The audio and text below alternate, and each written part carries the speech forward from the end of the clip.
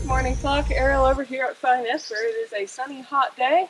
We have been having, for us, unusually hot weather. It's been in the 80s every day, and still like 50s or high 40s at night, so it does cool off. And that means things need water. I get a lot of questions about water here, and so I thought while I'm watering, talk a little bit about that. If you're curious about how I actually do my internal water system for my sink, etc., in the house, I have another video all covering that, so I'll link that down below. But for outside water, for my flowers and herbs, my garden, and all of that stuff, I want to talk about how I do that. So a lot of people have brought up or suggested that I should use a water ram because, as you probably know, there's a creek down below my house over there. Water rams are absolutely awesome. I built one. It works. And here's why I don't use it. So, if you're not familiar with it, you can Google water ram, but basically it's an older technology that uses no external power, electricity, gas, anything, but simply the gravity and the weight that can put onto a valve to pump water uphill. Seems like an amazing technology. I think it's sad that it's been lost in so much of the world and isn't used anymore, because it is a great way to pump water uphill. So I read a bunch about it, watched several videos on how to build one, thought I should do this. My one friend has actual, from when he was in construction, surveying equipment, so we could figure out exactly how many feet I needed to pump water to get it up here. That creek sits 23.5 vertical feet, so 23.5 feet straight down below the bench where my house is sitting, right here where you're looking. And thought, okay, great, you can get a water ram to pump, depending on the size and the intakes and all of that, 70 feet or so up in the air. The next thing I figured out was the fall of the creek. So that's how fast, as water's coming, how is it coming straight down a waterfall? Is it flowing really gradually like this? And so on. And this creek is really flat. Now, what I have learned through building a water pump, which I did 3 years ago now, 2.5 years ago, if you have a moderate fall to your stream or your water source that's not like coming straight off a cliff and not as shallow as mine, everything gets much, much simpler. What I found out when trying to do it with such a shallow fall was to get the water to pump up my 23.5 feet of vertical elevation here. I needed all the fall coming into it I could get, and running the intake from my house to the property line, so I couldn't go any further than that, got me about 5.5 feet of head. So that means if you went straight down the hill from my house, basically, and then walked upstream, you would go up, like I said, 23.5 vertical feet up to my house. You would go 5.5 feet up to where the creek hits the property line. And that is not a lot of head, especially because I ran that intake 260 feet. If you have a little steeper creek, you can get that in, you could probably get more head than that and a lot less feet. So I put together a water ram. I'm not going to describe how to do all that. I've got some pictures of it, and I've got a video from back when I did a test on it a long time ago. And that part's not hard, just takes basic, plumbing fittings you could buy at any hardware feed store, that kind of thing. And the problem was these other factors. So my 5.5 feet of head would pump it upstream, but I built a 1-inch water ram, so all my fittings were 1-inch pipes, and so I needed 1 inch of water to come into it, and what that did was pump about into a 1/4-inch line going out. So I had a 1/4 inch of water coming uphill. Move my camera so you can still see me. So I needed 1 inch of water coming into my pump. I bought 2 big rolls of 1-inch poly pipe, which is kind of stiff but flexible enough you can unroll it. Rolled it up the creek, made an intake, held it down with rocks so it stayed underwater, got water coming in, and my pump didn't pump. If you watch my test video of it, I'll link that down below too. it did work when I just poured water into it in the shop when we were putting it together. So this became a project that frustrated me and my neighbor, who was intrigued by this and helping me for the next week or so. This consumed a lot of time and hours and effort. The problem was, over that gradual of a distance, you get enough friction in a 1-inch line, because remember I ran my intake line 240 feet upstream to get enough fall, and over 260 feet of line, I got enough friction that I didn't have an inch of water coming out of the bottom of this. Now, I'm not a plumbing expert. That might have been obvious to some of you guys. I had more like a 1/4 inch of water, and it was enough to make the flapper valves click, but it wasn't enough pressure in my 1-inch pump to actually pump uphill. So I could have either redone my pump, bought all new parts, and built a 1/4 inch pump, which would have put only a tiny, tiny trickle up here. Or I could have figured out how to get 1 inch of water actually coming into it. So did some more math and figuring and such, and ended up buying PVC pipe in a 2-inch diameter and ran full 240 feet of PVC pipe. Now, if you ever bought plumbing parts at this point, obviously my project suddenly got a lot more expensive. But a full 2 inches of pipe at my intake gave me an inch of water, friction later, that many feet later, gave me a full inch of water coming into the pump. So my pump worked. It worked, I'd say, borderline. I didn't get a lot of water up there, and that's how water rams work. They pump continuously 24/7. They never stop, not for years and years and years. Some black flies out here that are a little annoying. And they don't use any energy, which is why they're amazing. So it worked, and it pumped water up here, nice steady little trickle. It's not like a sprinkle, not like that, nothing like that, but a nice steady little trickle. And it added up to pumping about 700 gallons of water a day up here onto the bench where my house is sitting. That would be plenty of water for what I need to water outside and stuff. And if you want to know why I don't use creek water inside, check out my other video, but I would have to filter it and do multiple things, and I'd only be able to use it for the summer months anyway, and I'd have to haul water the rest of the year because the creek freezes solid. And so it just is much simpler and takes me less time and work to simply carry water from the neighboring well for internal drinking, all that kind of stuff. But I did want my creek water for doing this kind of thing. And so that worked. I have 350 gallons of storage up here. So I'd make sure those were full, and then I just move the end of the hose around to different spots to soak it. Now, that didn't work super well because it's such a slow trickle, and because my ground is rock for that 23.5 feet straight down. It's all round river rocks like you saw that I pulled out of the garden with a little bit of dirt in between them the whole way straight down. So if I ran a soaker right here, that does not soak this area. It soaked a spot that big straight down. That's basically it. It wouldn't spread out at all. The soil is very porous. It just goes straight in. And then the other thing was I get water from my tanks, but I didn't have any water pressure. So I could run a very slow trickle hose, or I could scoop buckets out or watering cans and, spread the water around that way, which worked. And believe me, sure beat carrying buckets of water up by hand out of the creek. So that was a huge improvement. And I used it for the full year, the first year I built it.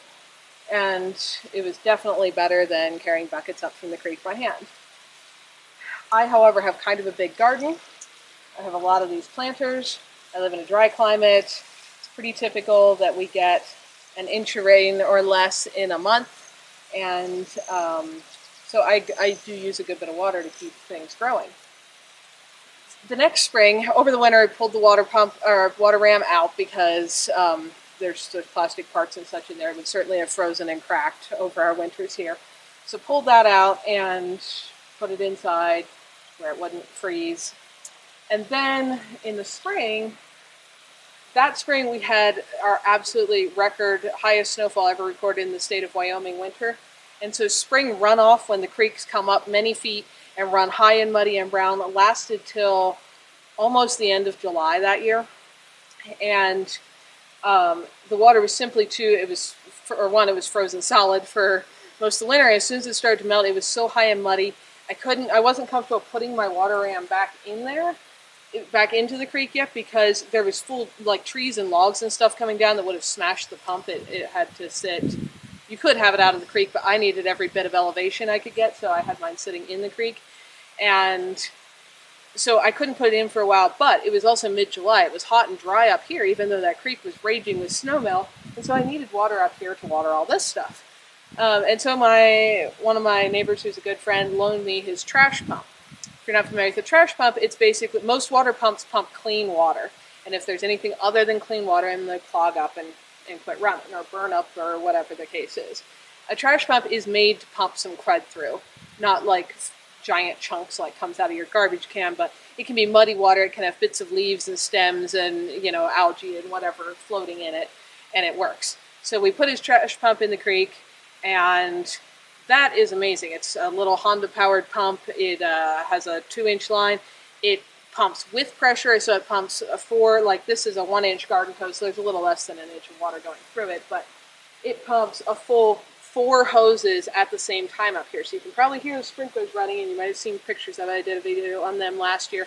With that little pump running, I can run 4 sprinklers at once. At the moment, I've got 3 sprinklers and this hose going because I prefer to water the plants around the house by hand, because otherwise if I'm going to hit them with the sprinkler, which I can do, it gets the sides of the house really soaked and kind of knocks all the flowers over from the sprinkler pressure.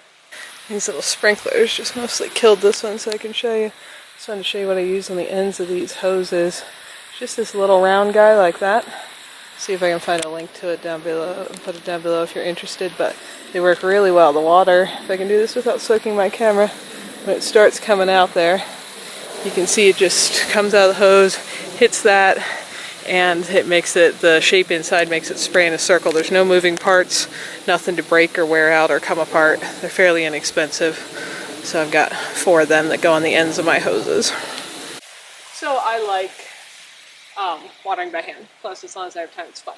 So I water these planters around the house by hand. I use the sprinklers to soak the garden and the flower beds, and even as it gets really dry, my yard, just because I want everything to stay green, both because it's prettier and more comfortable to walk around on. And I do live in the woods, and wildfires are definitely a possibility as we get a little later in the year and the woods dry out more. So I like having things moist and green around my house for that protection factor as well. So with the trash pump running,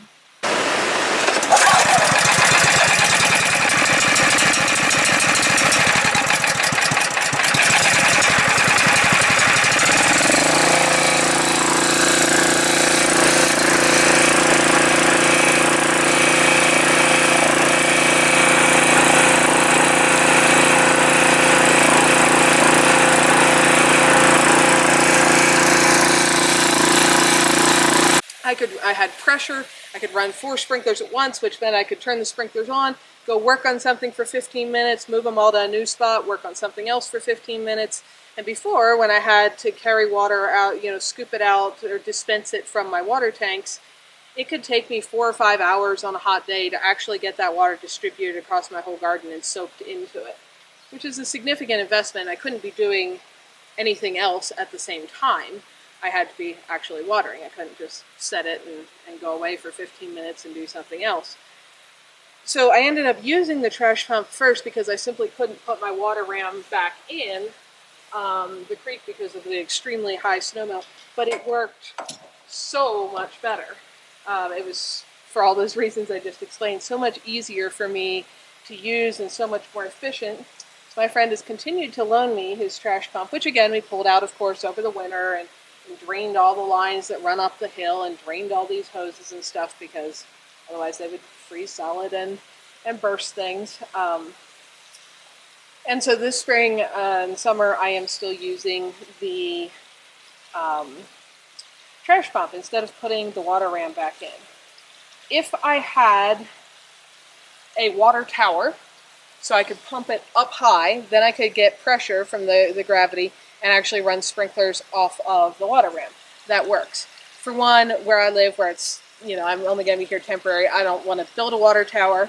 And number 2, I couldn't get the water into it because with only 5.5 feet of head to where I can put my intake on the property line, I can't get enough pressure to pump it up, you know, that high, much higher than where I'm sitting here to get pressure coming back down, if that makes sense. So that, you know, it's certainly possible to end up with using a water ram and still have pressurized water and be able to run sprinklers and such. It just doesn't work here with my particular elevations in all the directions. And this works really well. It does use some gas. You can probably hear it running faintly in the distance. It's fairly quiet, but you can hear it. I just fire it up depending on the weather every 4 or 5 days and go through. I try to really soak things when I am watering them here so that they, you know, send out their roots deeper and stronger, and I don't water every day by any means.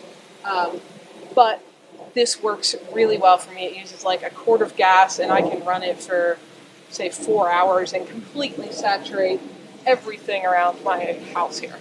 And so that is why I built a water ram, and I think they're awesome, and I think they are great to use in a lot of situations, and why I'm not using mine here anymore and using a gasoline-powered trash pump instead, because it's just super easy. The water's starting to get pretty clear again now, a little earlier this year than some years because we had a lower snow year. But I wouldn't really be able to be putting my water ram in until right now, and I've already used the trash pump multiple times this year to soak everything up here and pump water uphill.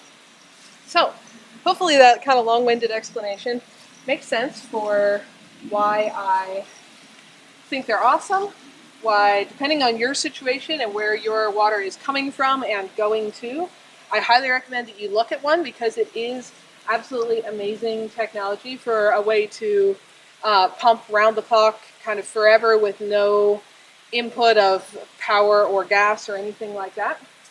And why, despite all that, that's not what I'm using. Hopefully that makes sense and answers a bunch of the questions I got about that. Thanks for watching, guys. Oh, and I forgot, I was going to mention, it's basically not even quite a month away now. If you guys are anywhere close to Hannibal, Missouri, I'm going to be there speaking on gardening in adverse conditions, which I have, at the Homesteaders of America conference in Hannibal. There's going to be a lot of other awesome people there too, like if you've ever watched Off Grid with Doug and Stacy. They live in a small house, not quite as small as mine, but pretty small.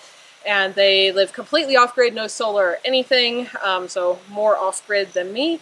And they're the ones actually sponsoring the conference, so they're going to be speaking there.